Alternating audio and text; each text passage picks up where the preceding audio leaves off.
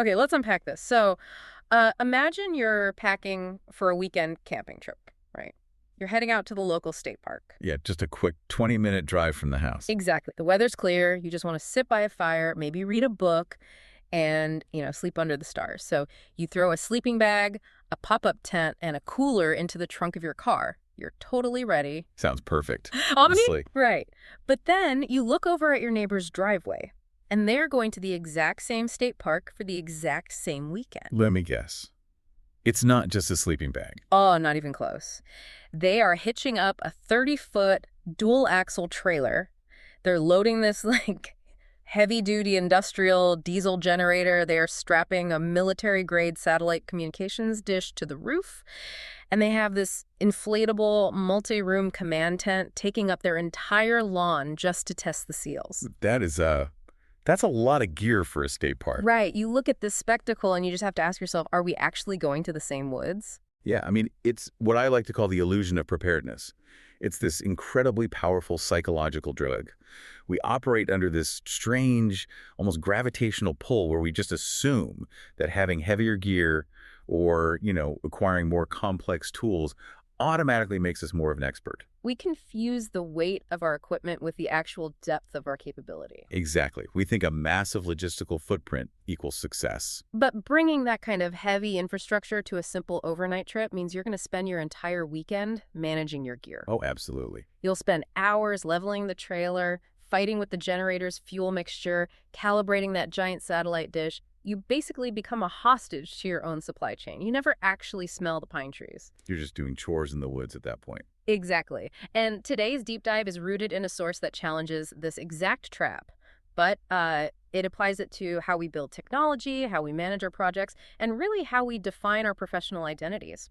We are exploring an essay titled Forging the Compass 2, The True Path of the Engineering Ranger. Yeah, by William L. Weaver. Right, dated March 19, 2026. And, on its surface, it's this highly detailed breakdown of a hardware and software architecture. But when you peel back the layers, it's actually this profound manifesto on traveling light in an era that is just obsessed with performative complexity. Especially as we stand on the precipice of full AI integration in the workplace. So to really understand the philosophical weight of Weaver's argument, we kind of have to establish the physical baseline, right? What exactly did he build in his lab? Right. So he details this ecosystem he calls the COMPASS architecture. And COMPASS stands for Coherent Orchestration of Microcontroller, Python, and Sensor Systems. Got it. He divides this whole system into three very distinct pillars. So the first pillar is the hardware layer, which he calls the Sentinel. The Sentinel? Yeah. And this is the vigilant, non-blocking hardware. We're talking like basic C++ running on simple microcontrollers. It quietly and continuously gathers analog data from the physical world. It's not doing any heavy logic. It just watches and reports. It's essentially the sensory organs of the system. Perfect way to put it. Then the second pillar is the routing layer. He calls this the Vulkan. Okay, so what does the Vulkan do? It's an asynchronous Python backend. Its entire existence is dedicated to hyper-efficient data movement. It takes all that raw, chaotic telemetry from the Sentinel hardware and routes it exactly where it needs to go, and it does it without creating any bottlenecks. So it's like a traffic cop? Basically, yeah. It relies on message brokers and asynchronous loops to handle massive throughput without locking up the system. And then finally, we arrive at the third pillar. This is the user interface or the front-end philosophy. And this is where it gets really interesting. Right, because Weaver explicitly rejects modern, heavy web frameworks for this layer. He refuses to use them. He relies purely on native, vanilla JavaScript, HTML5, and CSS3. And he calls this specific stripped-down approach the path of the ranger. Yeah, and while the hardware and the back-end routing are undeniably elegant from an engineering perspective, it was that third pillar, the path of the ranger, that apparently caused his readership to just explode. Oh, totally. People really latched onto that specific metaphor with incredible intensity. To the point where Weaver actually had to pause his technical writing to address the cultural response because the metaphor was misinterpreted in a very specific and I think really revealing way. Yeah, he had to issue what he playfully but also very seriously called a stolen valor disclaimer. Which is fascinating, right? Look at how our modern lexicon just defaults to certain imagery. Oh, absolutely. Yeah. When he published his thoughts on the path of the ranger, His inbox and his social feeds were just instantly flooded with these very well-meaning messages from people thanking him for his military service. Wow. Yeah, readers immediately assumed he was talking about the United States Army Rangers, the 75th Ranger Regiment. Yeah. They pictured kinetic special forces operators, tactical room clearing, modern military doctrine, all of that. Which forced Weaver to basically stop the presses and detail his actual background to set the record entirely straight. Right, he had to be like, hold on a second, guys. Because during the 1990s, he actually spent years as a civilian contracted research scientist working alongside the Air Force Research Laboratory, the AFRL. So he built tools and systems for the military ecosystem, but he was never an enlisted soldier. Let alone a special operations door kicker. Right. And he has this profound reverence for the people who actually wear the uniform, so he is fiercely sensitive to any accusation of stolen valor. He makes it unequivocally clear that he's not engaging in military LARPing-like live-action role-playing in his engineering documents. No, not at all. He is reaching back into a much older, much deeper cultural stratum. The archetype Weaver is invoking isn't born from modern infantry tactics. It's rooted in ancient heraldry and, honestly, the epic fantasy narratives popularized in the 1970s. Yes, he explicitly points to the character of Aragorn from The Lord of the Rings. Exactly. He's talking about the classic role-playing vanguard, the individual who operates far ahead of the main army, navigating the untamed, unpredictable wilds of Middle-earth. And if we look at the mechanics of what a ranger actually does in that literary context, it shifts the entire paradigm. I mean, a ranger isn't calling in airstrikes or relying on heavy artillery support. No, a ranger is reading the environment. They are analyzing broken twigs. They're noticing these really subtle shifts in the barometric pressure. They understand, like, why the moss grows on the north side of the trees. They survive through a fundamental mindset of self-reliance and incredible agility. They possess this deep native understanding of the raw terrain. They live off the land rather than dragging this massive artificial environment with them. That native understanding is the crucial element here. A ranger does not attempt to pave the forest to make walking easier. They learn how to walk silently on the fallen leaves. Which is such a great image. And in the context of technology and project management, this translates directly to stripping away the massive abstractions we rely on. It means interacting directly with the raw materials of your digital environment. So if you are listening to this right now, I want you to evaluate your own daily workflow. When you encounter a friction point, maybe it's a massive project rollout at your company, or simply a database query that's running too slowly, what is your instinctual reaction? Do you reach for the heaviest tool? Right. Are you the type of person who feels the compulsion to requisition a massive enterprise-grade software suite to solve a minor localized issue? Do you haul out a motorized crane to fix a loose hinge? Or do you understand the native systems well enough to use the single, elegant multi-tool you already have in your pocket? Your default answer dictates whether you are walking the path of the ranger or whether you belong to the faction Weaver defines as the heavy infantry. The heavy infantry. And that contrast between the ranger and the heavy infantry really forms the core conflict of Weaver's essay. It does. In the epic fantasy metaphor, the antithesis of the agile tracker is the knight encased in full plate armor. And when we analyze plate armor from a logistical standpoint, it is a nightmare of dependencies. Oh, complete? Plate armor is not a garment, it's a vehicle. You can't even put it on yourself. You require squires. You can't walk long distances in it. You require massive draft horses. And those horses require extensive supply lines of grain. Exactly. And you need dedicated blacksmiths traveling in your wake just to hammer out the dents and oil the joints after a tiny skirmish. It's an ecosystem of pure overhead. Heavy armor is specifically designed for one scenario: a massive, slow-moving army fighting a conventional, protracted war on an open, predictable battlefield. Right. If you take that knight and drop them into a dense, overgrown forest for a quiet scouting mission, they are a catastrophic liability. They'll be hurt a mile away, they'll get stuck in the mud, and they will exhaust themselves just trying to stand up. And Weaver argues that the technology industry has fundamentally lost its mind by outfitting almost every single developer in full plate armor, regardless of the mission. Yeah, so what does this plate armor look like in the real world of web development? In the web development world, this plate armor takes the form of massive, sprawling front-end frameworks. We're talking about the dominant titans of the industry here: React, Angular Vue, and the massive ecosystems that orbit them. Now, I have to play devil's advocate here for a second, because if you talk to any boot camp graduate from the last 5 years, they will look at you like you are completely crazy for questioning these frameworks. Oh, definitely. It's almost heresy to question them. Take React, for example. It was built by Facebook because they had a massive problem. Updating a deeply complex DOM, the document object model of the browser, was incredibly slow. If someone liked to post, updating the notification bell, the newsfeed, and the chat window all at once using old-school jQuery was just a nightmare of spaghetti code. It was brittle. Very brittle. But React gave us reusable components. It gave us a unidirectional data flow. And most importantly, it gave us the virtual DOM, which intercepts the changes and calculates the most efficient way to update the actual browser. It solved massive problems. So if I'm in Weaver's position, reading telemetry from an Arduino and trying to build a clean dashboard, why shouldn't I leverage billions of dollars of Facebook's engineering? Why is that considered bringing a siege tower to a scouting mission? It's a completely fair question.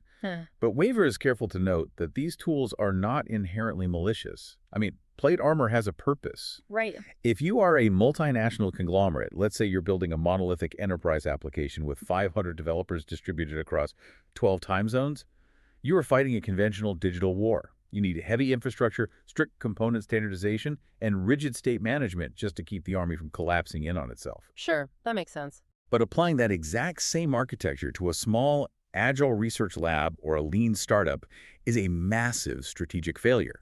And the answer to your question lies in the hidden cost of the supply chain. The squires and the blacksmiths. Exactly. When you import React to build a simple dashboard, you are not just importing a single library. You are opting into the Node Package Manager, or NPM ecosystem. Oh boy, the infamous Node modules folder. Right. A basic React project initialization instantly downloads tens of thousands of hidden dependencies into a Node modules folder that often weighs more than the operating system itself. You are no longer writing native code. You are writing a specific dialect that the browser cannot natively understand. Which introduces the transpolations and the bundlers. Exactly the issue. Because you're writing in JSX, which is this syntax extension that blends HTML and JavaScript, you have to employ a transpiler, like Babel. The transpiler's job is to read your modern framework-specific code and translate it backwards into an older version of JavaScript that every conceivable browser on the planet can execute. But wait, you can't just serve those translated files directly, right? No, of course not. Yeah. You then have to pass them through a bundler, like Webpack or Vite. The bundler takes your hundreds of component files, analyzes their relationships, minifies the code, chunks it, and packages it for delivery. Let me contextualize that workflow using the plate armor analogy, because this is wild. If you are a ranger and you want to leave a message for an ally, you carve a symbol into a tree. Simple, fast. The action is native, direct, and instant. The browser reads the tree. But if you are wearing the heavy infantry framework armor, you cannot touch the tree. You have to write a formal decree on parchment.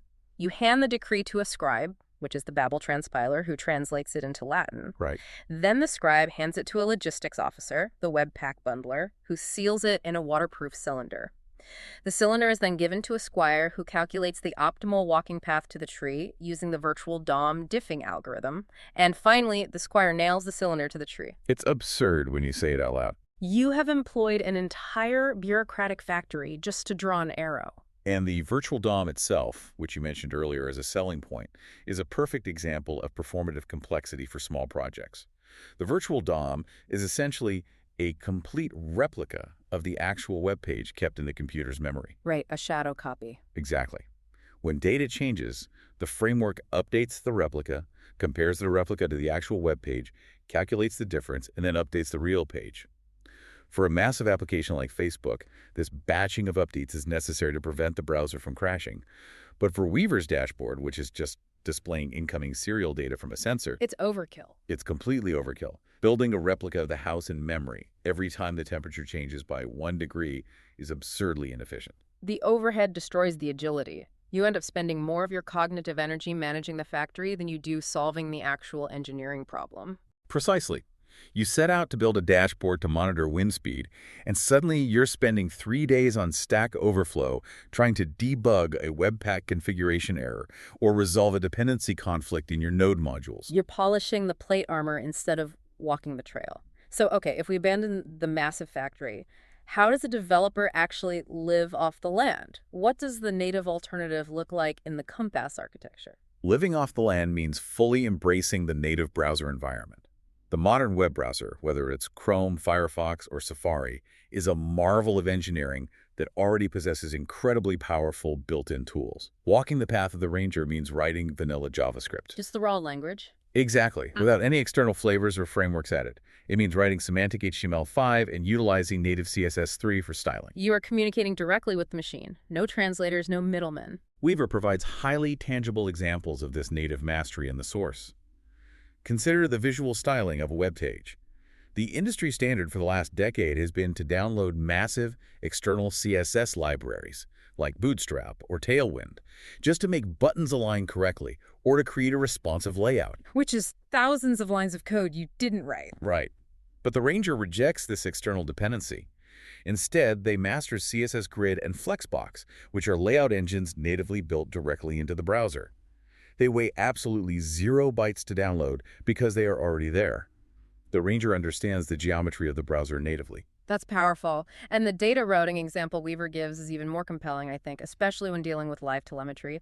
He completely bypasses the need for massive state management libraries like Redux. Oh, Redux is a classic heavy infantry tool. Right. People use it to pass data around a React application. But instead of that, the Ranger listens directly to the native WebSocket API. We should probably dive into the mechanics of why a WebSocket is so elegant compared to traditional methods. Yeah, let's break that down. Historically, if a web page wanted to know if new data was available, it used HTTP polling. This is the equivalent of a child in the back seat on a road trip constantly asking, "Are we there yet?" Are we there yet? No. Are we there yet? Exactly. The browser opens a connection to the server, sends a full set of HTTP headers, asks for new data, receives a no, and closes the connection. A second later, it repeats the entire heavy process. It is incredibly taxing on network resources. But a WebSocket changes the paradigm entirely. It is a persistent bidirectional communication tunnel. Right. The browser and the server perform a single handshake. Once the tunnel is open, it stays open. There is no more asking.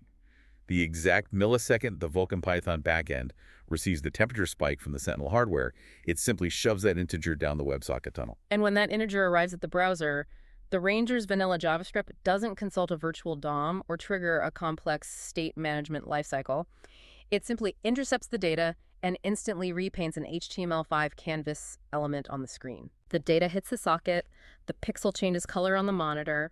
It is a direct, instantaneous nervous system response. The latency is practically non-existent because there is zero bureaucratic overhead. It's beautiful in its simplicity. But, and this is but implementing this requires a brutal level of competence. Right. If I am refusing to use the paved roads and the pre-built components that third-party developers have spent millions of hours perfecting, I have to know every single route, rock, and hazard in the forest. You can't fake it. Right. I have to understand exactly how the browser's rendering engine works. I have to handle my own memory management and garbage collection. Isn't this native approach essentially hand-carving your own furniture from a tree you chopped down yourself instead of just going to IKEA? That's a great way to put it. And yes, it undeniably introduces a steeper learning curve at the foundational level. The text does not shy away from this reality. The path of the Ranger requires a much deeper, much more intimate mastery of the core environment. You cannot hide behind abstractions. You must understand the primitive APIs. It's hard work. It is. However, the return on that investment of time is absolute, frictionless agility. Because once you master the primitive APIs, you are untouchable. Your code base is microscopic compared to a framework application. Exactly. The browser only downloads the strict functional logic necessary to execute the task. There's no bloat. When the program runs, it executes with blistering speed because the code is speaking as close to the metal as the browser allows. Furthermore, it completely eliminates the psychological toll of what the industry calls framework fatigue. And framework fatigue is such a critical concept, and I think it extends far beyond software engineering. Oh, totally. Anyone listening right now in almost any corporate environment feels this. Think about the administrative overhead required just to execute your core job function today. How many different applications, dashboards, communication channels, time tracking software, and project management portals do you have to log into every single morning? Just to start working. Yes. We have adopted tools that were promised to make us faster, but the sheer volume of these tools has become the primary friction point. We're all wearing heavy armor just to send an email or approve a budget.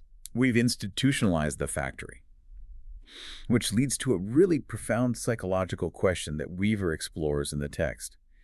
If traveling light is so objectively efficient, and if native mastery provides such frictionless agility, why does the technology industry and modern corporate culture in general continue to pile on the heavy armor? Why do we actively choose to burden ourselves? Right. And Weaver's answer to this is just brilliant, and it hinges on the difference between authentic merit and performative complexity.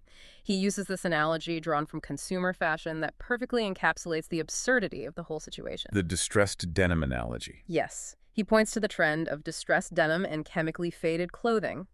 Clothing brands will manufacture a brand new pair of jeans and then intentionally subject them to mechanical tearing, acid washing, and grinding before they even reach the store shelf. They are essentially manufacturing the aesthetic of wear and tear. Exactly.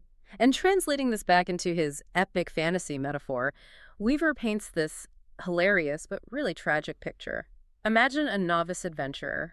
They have never seen a day of actual combat. They have never ventured past the city walls. Totally green. Right. They walk into a merchant shop and purchase a brand new, pristine suit of leather armor.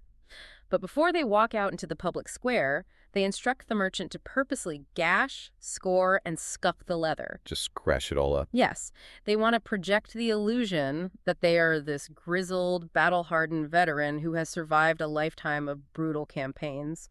They are buying the visual markers of experience without having walked a single mile to earn them. And in the technology sector, this desire to project an unearned aesthetic manifests as performative complexity. Engineering teams and management structures will deliberately adopt massive, buzzword-heavy architectures that vastly exceed the functional requirements of their project. I just want the buzzwords on their resume. Exactly. They do this simply to appear enterprise-ready, or to signal to investors and peers that they're operating at an elite scale. They want to look like they are fighting a massive digital war. And Weaver provides a couple of highly specific, almost painful examples of this performative complexity in action. The first one is the deployment of a Kubernetes cluster to manage a simple data logging application. Yeah, we need to contextualize what Kubernetes actually is to understand the scale of the absurdity here. As you do. Kubernetes is an open-source container orchestration system. It was originally developed out of Google's internal Borg project. It is designed to manage fleets of thousands of application containers running across a planetary-scale network of servers. Planetary scale. Yes. Its purpose is to handle load balancing, automated rollouts, self-healing, and massive traffic spikes. If a data center in Virginia catches fire, Kubernetes automatically shifts the workload to a data center in Frankfurt so that millions of people don't lose their Netflix stream. It is a magnificent, incredibly complex piece of engineering. And Weaver is pointing out that using that planetary scale orchestration tool to run a basic script that merely logs temperature data from a single sensor in a lab is the absolute definition of performative complexity. It's insane. It is hanging a military satellite dish on a pop-up tent. You are solving problems you absolutely do not have, simply to brag that you are using the tool. Exactly. And the second example he highlights is importing a massive state management library like Redux for a static, single-page dashboard. Right, we mentioned Redux earlier. Yeah, Redux requires actions, reducers, a centralized store, and just a massive amount of boilerplate code just to pass a variable from one part of the screen to another. If your dashboard isn't handling complex interconnected state changes across hundreds of user interactions, utilizing Redux is merely strapping on pre-gashed armor. You are creating a logistical nightmare to project the illusion of scale. And what I find so compelling about Weaver's perspective is his observation of the pushback against this trend. Because the industry is constantly bombarded by new frameworks, new methodologies, and crowdsourced best practices driven by marketing, a massive blind spot has formed. People are adopting tools based purely on stylistic trends rather than engineering logic. It's fashion. It really is fashion. But Weaver notes that there is this quiet, fierce rebellion bubbling up from the actual engineering trenches.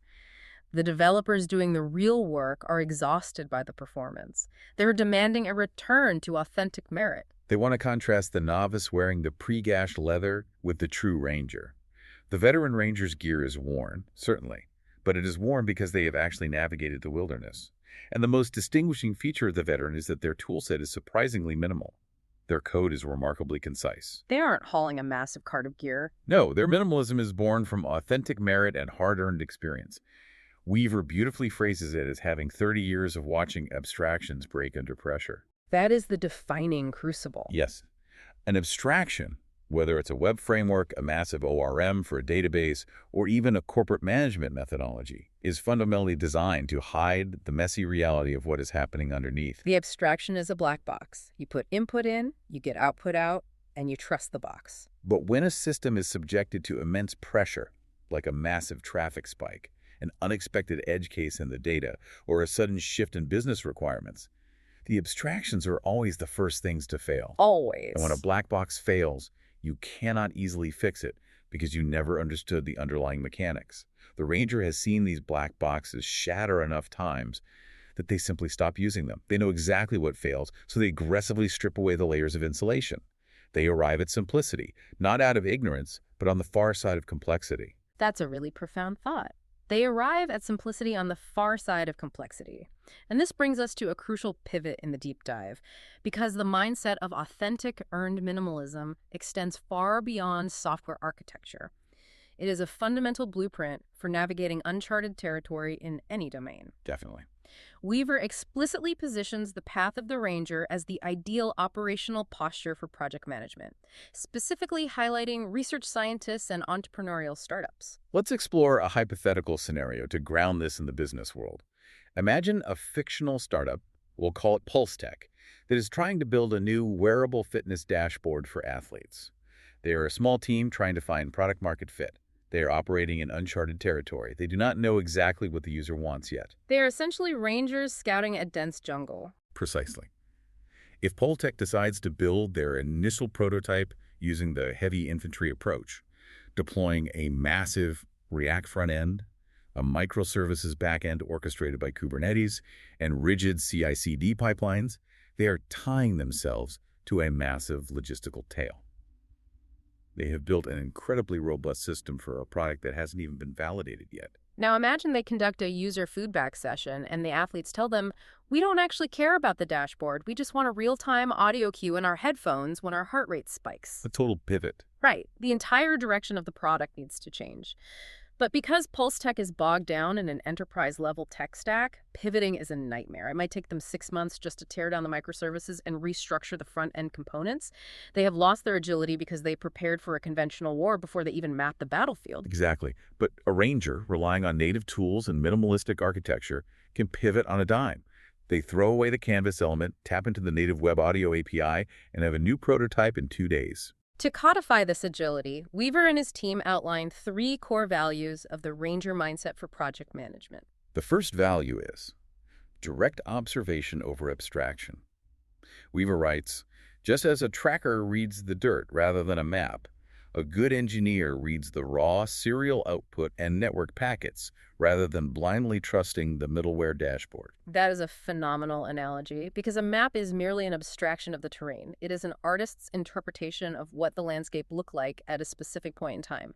The dirt is the absolute truth. The ground truth. If your map indicates there is a sturdy stone bridge ahead, but you walk up to the river and see that the bridge was washed away in a flash flood yesterday, you have to trust the river. The map is a lie.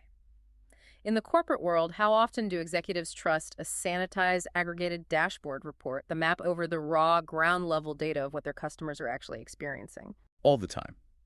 We rely heavily on middleware software or managerial layers that sit between the raw data and the decision maker, interpreting and formatting the information.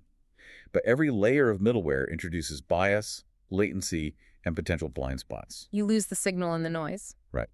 The Ranger insists on going straight to the source.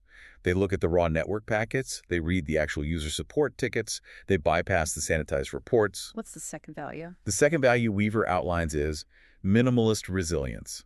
This relies on the undeniable law of engineering that a system with fewer moving parts inherently possesses fewer points of failure. It's just math.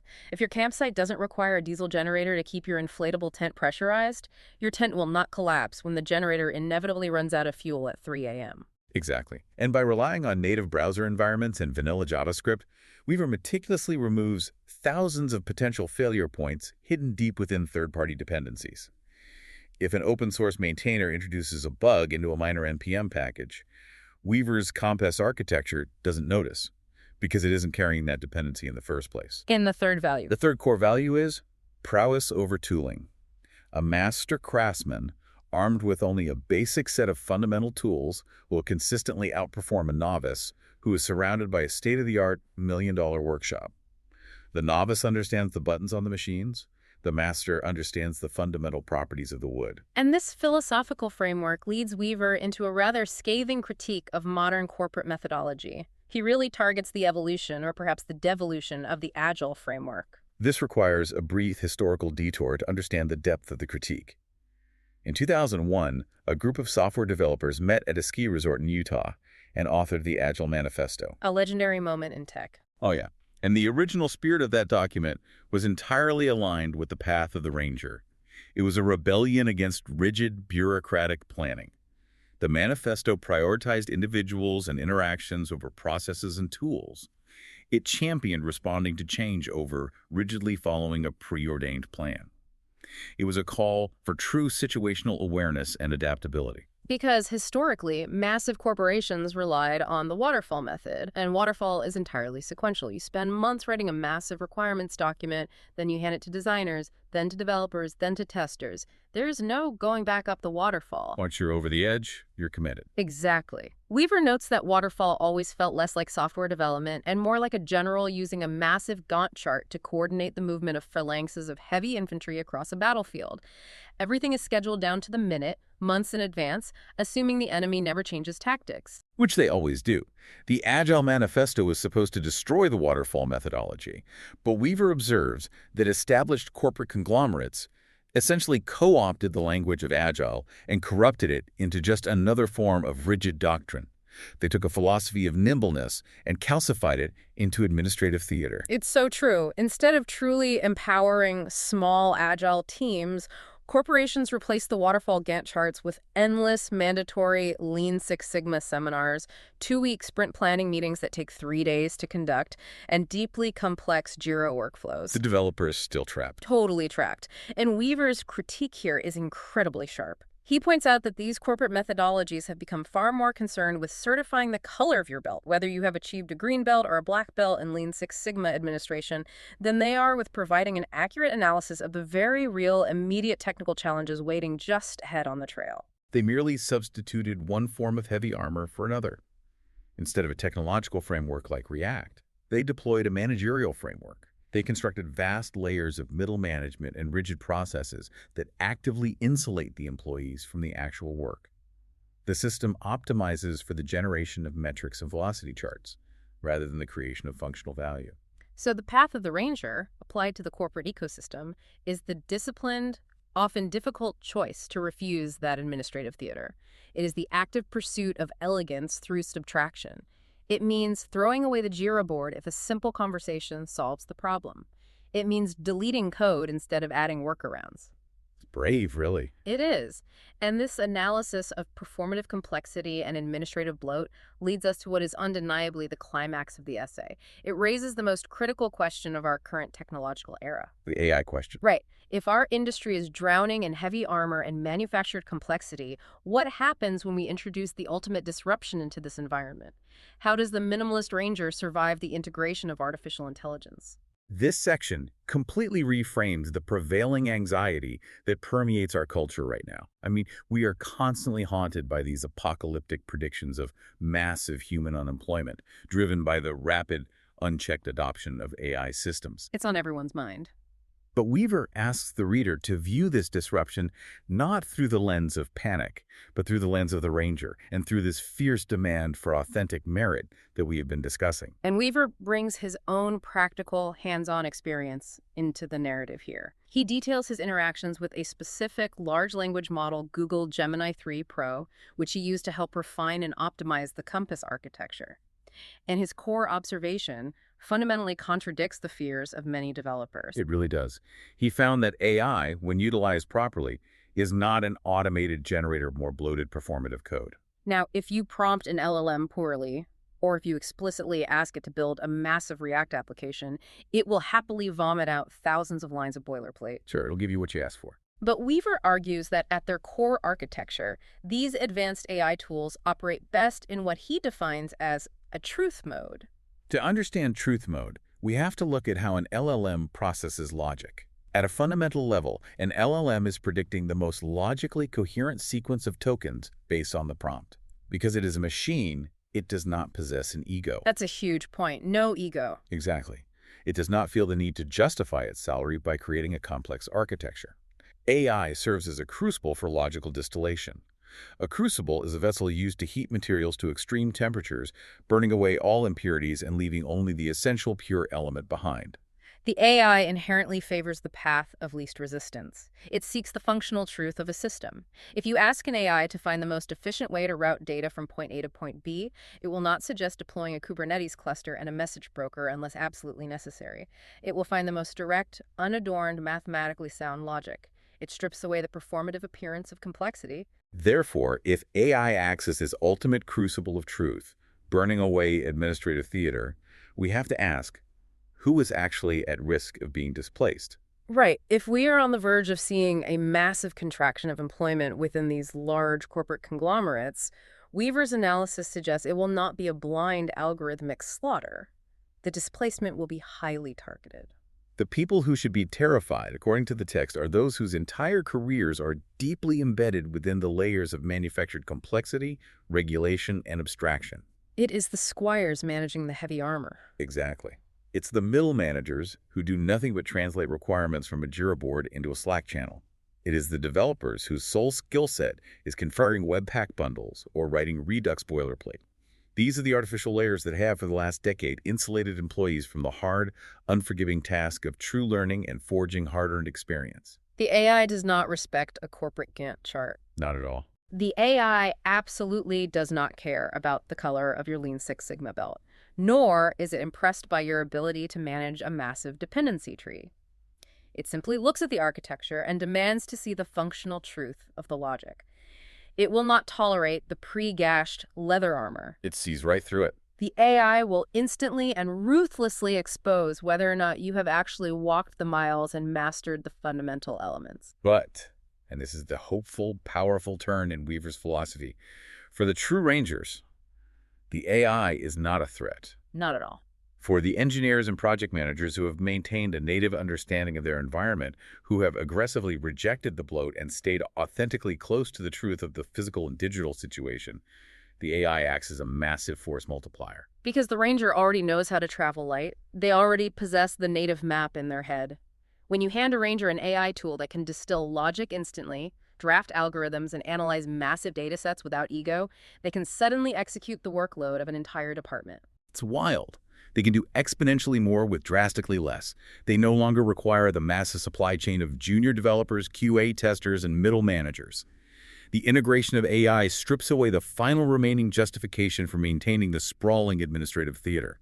It is a profound paradigm shift. The heavy infantry becomes obsolete, not because the enemy got larger or the battlefield got wider, but because the environment itself now demands absolute frictionless agility. The AI provides the ultimate scouting capability, and only the ranger is equipped to keep up with the pace of the intelligence it provides. It's adapt or perish. Let's bring this all together.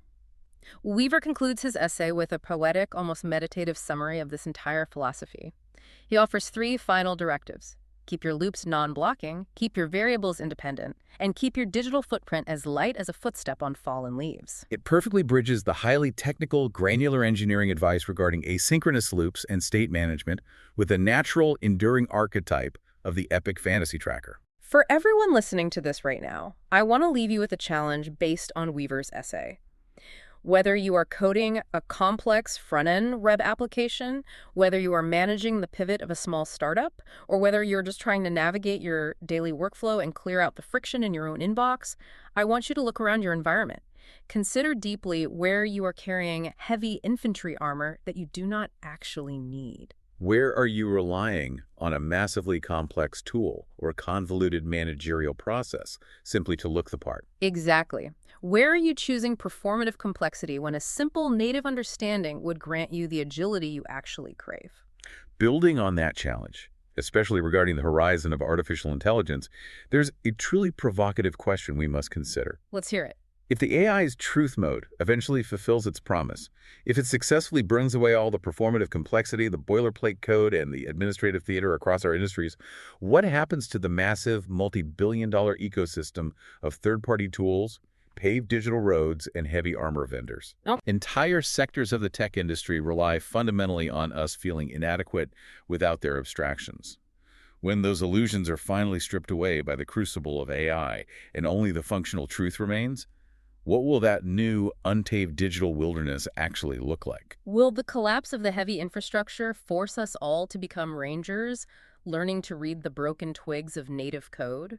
Or will we invent new, even heavier armor to protect ourselves from the exposure?